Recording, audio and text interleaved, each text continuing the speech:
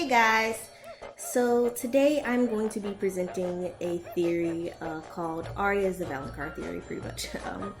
I've been a long-held believer of it, as I think the evidence for it in the books and the show supports it. And yesterday's episode just proves that it's actually possible. So in this video, I'm going to first briefly go over the other possible choices as Valonqar and give reasons as to why it wouldn't be either. Then, the evidence and reasons that Arya could be the Valonqar, and the conflicting issues surrounding the theory. And finally, I'll explain whether or not it will actually happen in the show or the books.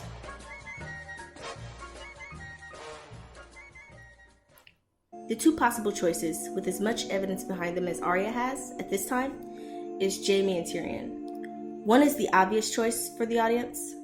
The other is the obvious choice for Cersei. The former choice for Valonqar is pretty much a fan favorite and is the one everyone wants to be correct. Jaime Lannister. The main reason people believe it would be Jaime is because the choice of words in the prophecy itself, which goes, "And when your tears have drowned you, the Valonqar shall wrap his hands about your pale white throat and choke the life from you." The operative word in this case being Valonqar, which, unlike what many people believe to mean little brother, it actually means little sibling in High Valyrian, which means it has Valyrian roots. I'll come back to that later. In any case, we know that Jaime was born after Cersei, which would technically make him a little sibling. Not only that, but she has shown the same tendencies of a certain Mad King whom he was once sworn to and ultimately killed. He said the same thing he'd been saying for hours. Burn them all. Many believe that Jaime will err on the side of the honorable over his love for Cersei, and in the ultimate utilitarian sacrifice, he will be the one to kill Cersei. It's a great poetic ending that so many people have already written as fact. It's the action that will redeem the tragic hero's broken honor. It's an ending he deserves. It's an ending that would sure enough shock Cersei. I personally would be happy with Jaime being the one to do it because of how well it fits in terms of foreshadowing and bittersweet endings, especially if he kills himself, which he's most likely to do as he would never go on living without Cersei. So bittersweet indeed, what we're basically used to in Game of Thrones. So why don't I think it'll happen? Several reasons, some of which I've already touched on. The number one reason being, it's the obvious choice that so many people have already decided will happen. Though it would be the choice that would make the most sense right now, seeing as though Jaime is in closest proximity and the last person Cersei expects, it would not be the most shocking. And at the end of the day, this is Game of Thrones. David and Dan like to shock just as much as George R. R. Martin. Secondly, the wordplay in the prophecy actually suggests otherwise. As aforementioned, Valonqar means little sibling in High Valyrian, and George R. R. Martin makes a note of specifically using the words the Valonqar, not your Valonqar.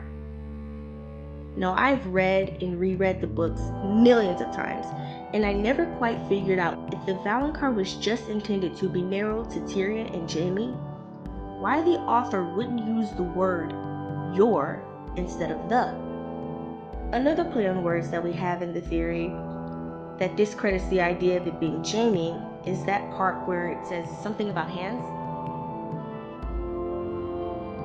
The Valonqar shall wrap his hands about your pale white throat and choke the life from you. Jaime only has one hand.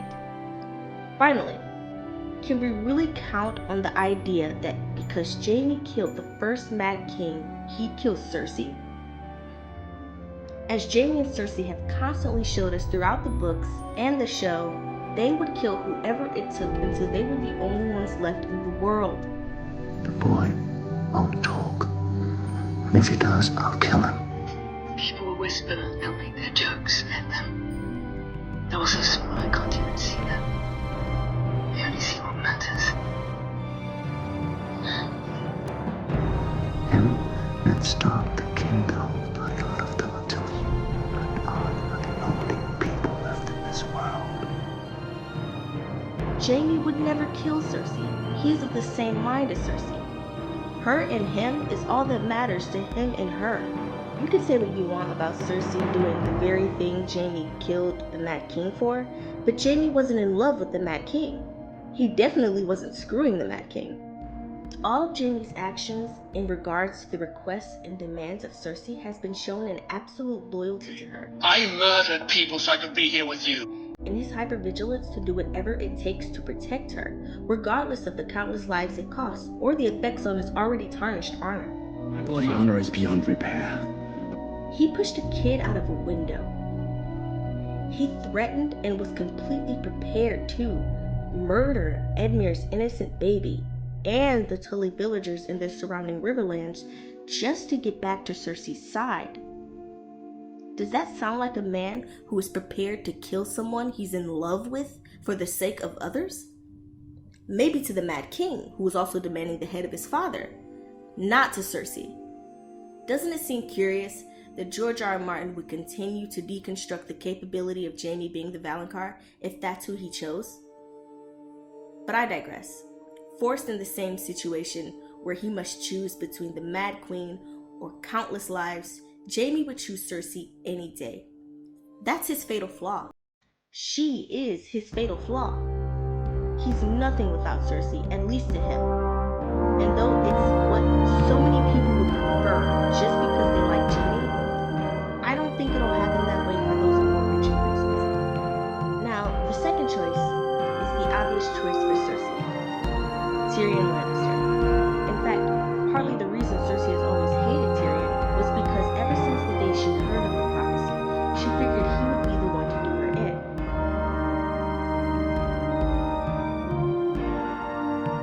He'd kill us all if he could. As the last person she's expecting is Jaime. After Joffrey's death, it just boosted her belief in Tyrion being the Valonqar.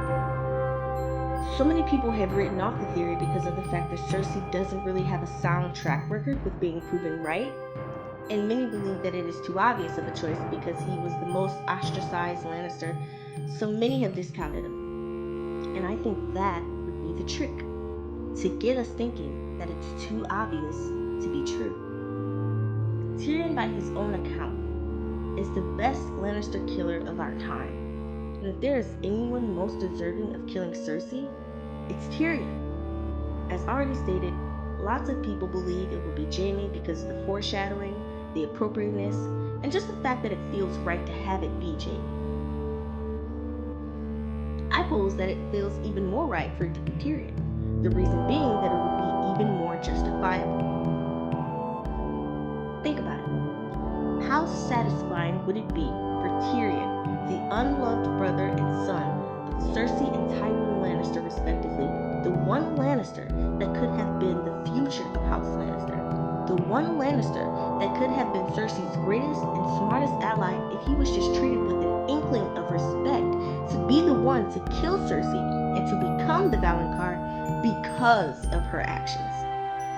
Thereby, Tyrion is made the monster she's always wanted him to be. I wish I was the monster you think I am. Cersei would have once again been her own downfall, as she has a penchant of doing. There's no bigger joke in the world than that. Also, Tyrion has hands. So why don't I think he'll do it? As of right now, I really can't imagine a situation in which Tyrion would find himself alone with Cersei to kill her, let alone choke her to death. Would he be enraged by the death of Jaime? Or would Cersei be taken prisoner? He killed Shae in a fit of passion and rage. And although he has felt a lot of rage towards Cersei, it's never been anything like that. It doesn't strike me that Tyrion will be that type of character this season either. I think he's pretty much going to be pretty calm, cool, and collected this season, and I do believe that Cersei will have died by the end of the season. Not only all of that, but killing Cersei would inevitably draw an even bigger wedge between Tyrion and Jaime, as Jaime is already pissed about Tyrion killing Tywin, so I just don't think that's what the show is going to go for. I think if Jaime's going to continue to be pissed at Tyrion, it's going to be for things that have already happened, not for killing Cersei.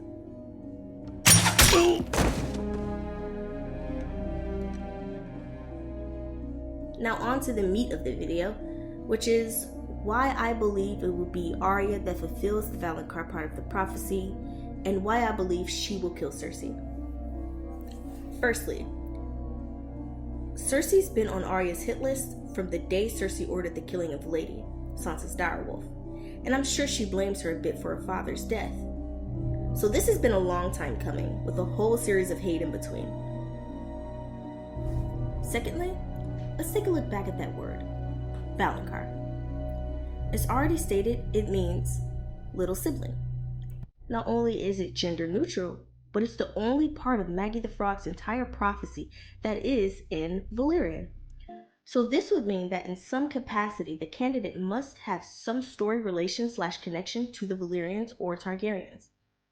The prophecy states the Valonqar, meaning that either the candidate or a third party related to the candidate could be of Valyrian descent. Jon, unbeknownst to him or any other Stark besides Ned and Bran, is of Valyrian descent.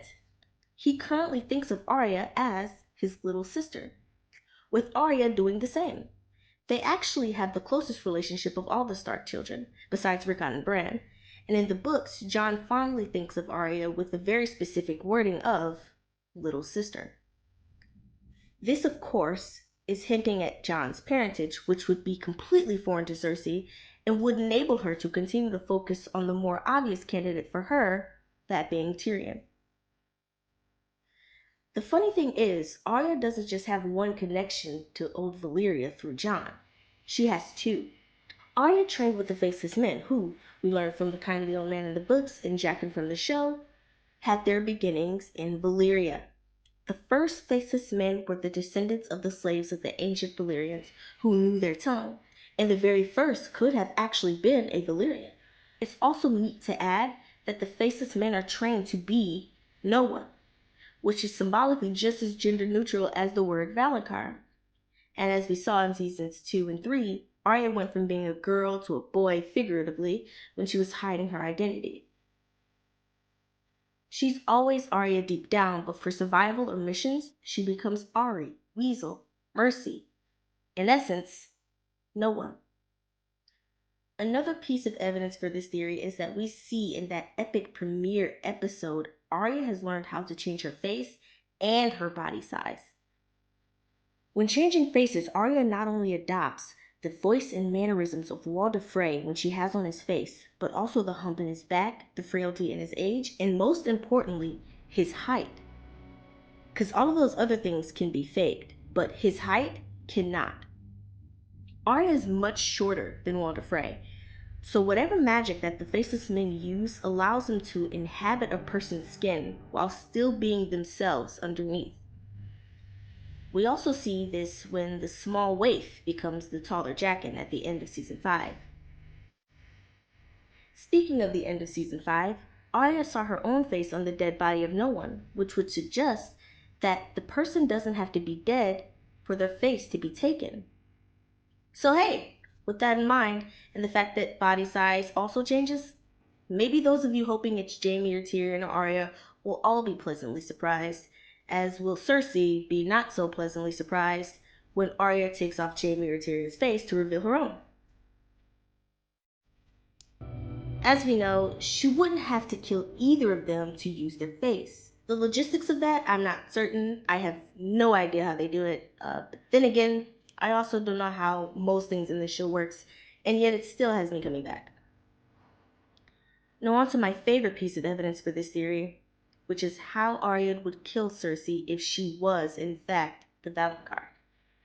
And this is the part of the theory that can really be played with, as it requires some critical thinking about the wordplay included in the prophecy. So for the last time, let's take another look at that prophecy. And when your tears have drowned you, the Valonqar shall wrap his hands about your pale white throat and choke the life from you. So she's gonna choke her to death. Pretty straightforward, right? Well, maybe not. The really cool thing is, Arya has a bunch of choices actually, whereas the other two candidates for the Valonqar would be limited in this regard. Where Jaime has one hand, Arya has two. Where Tyrion seems unlikely based on the current flow of the story, Arya has enough vigor to see this out, and has proven she's capable of taking out a big name from the list. Most importantly, she has access to vital resources. Those resources being poison. The Faceless Men are trained in poisons. Which ones of merit, may you ask? The Tears of Lys and the Strangler. And when your tears have drowned you, choke the life from you. He's choking! The Strangler in particular has the effect of making the victim's throat muscles tighten harder than a fist. It may be a bit of a stretch, sure, but it would also be a clever play on words by an author who is known for laying clues out throughout his books. Like I'm sure I've already proven, any of the options for Valonqar would make me happy, although this one would serve to not only surprise, as the method by which Arya would do it is not yet clear, but it would be a great last testament for such an amazingly developed character. My favorite, I might add. Especially if her story ends in the way I believe it will. If you're trapped in summer for too long, you'll forget what it was to be human. I see a darkness in you. And in that darkness, eyes staring back at me. Brown eyes, blue eyes, green eyes. Eyes you'll shut forever. Finally, a girl is no one. The conflicting issues of this theory are also what gives it its luster, i.e., the fact that it leaves open the possibility that anyone could potentially be the Valonqar, if they are, strictly speaking, a little sibling. But at the same time, I believe that the point about the relation to the Valyrian culture also limits who can fit the bill.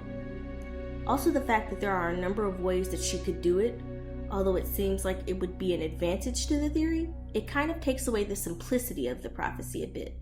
Do I believe the show will actually confirm or deny this theory? Hard to say. They haven't even brought up this theory, which they could have done when we saw Maggie the Frog and we heard her other prophecy for Cersei. As of right now, I'm leaning more towards the show letting it be Jaime for the sake of fan service.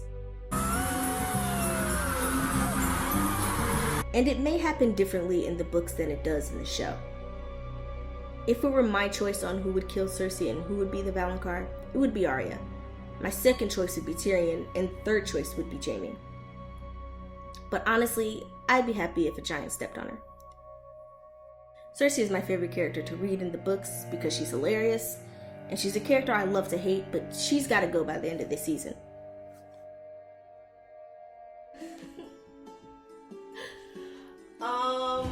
Leave a comment below telling me what you thought about this version of the Valonqar theory.